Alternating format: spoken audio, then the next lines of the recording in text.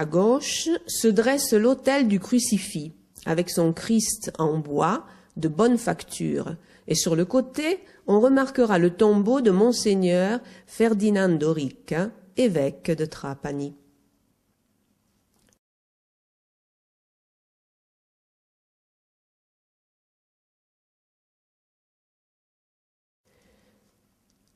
À gauche du maître-autel se trouve la chapelle du Très Saint Crucifix, qui abritait deux tableaux, l'Immaculée Conception de Giuseppe Mazzone et une Pietà d'Antonio Mercurio, datant du XVIIIe siècle.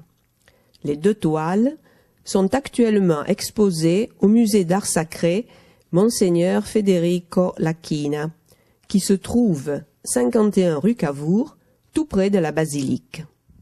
Sur le mur du fond, le tableau de la mise au tombeau du Christ de 1725, attribué à Antonio Scalonia, est une reproduction spéculaire exécutée avec un grand talent chromatique et luministe de la mise au tombeau 1541-1545 de Daniel da Volterra, qui se trouve à Rome en l'église de la Sainte Trinité des Monts.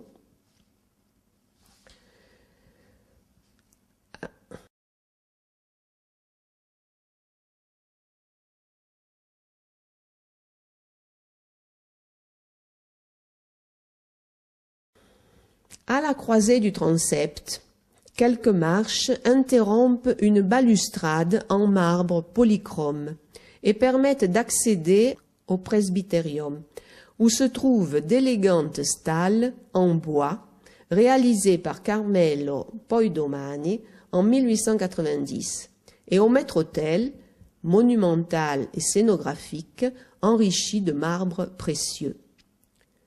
Au centre, la statue en bois de Saint Jean-Baptiste, couverte par une toile le représentant, domine le tout.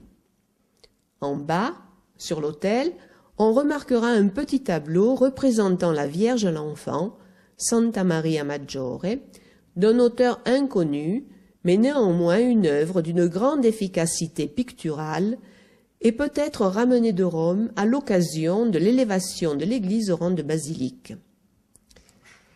Au sol, la marqueterie de marbre polychrome présente deux vases, dont l'un contient des pampres vigoureux, alors que l'autre des pampres tout flétris, pour rappeler le Morbo Nero qui sévit en 1798 et la reprise de la culture de la vigne à Dirillo.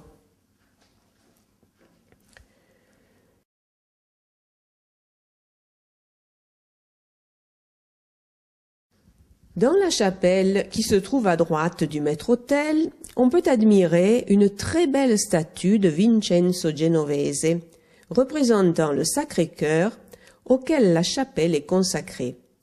Et sur le côté gauche, un tableau de Mariano Guzmano de Licodia Eubea, représentant la décollation de Saint Jean-Baptiste.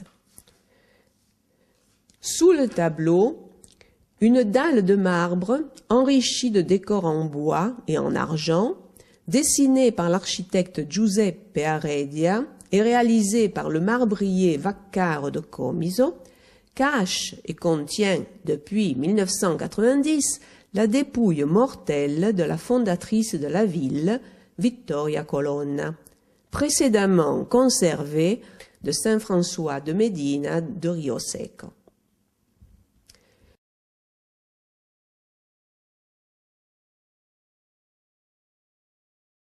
Une élégante statue en bois de Notre-Dame du Carmel, probablement réalisée au XVIIIe siècle par Carmelo Cultraro, orne la dernière chapelle du même nom, à la droite du transept.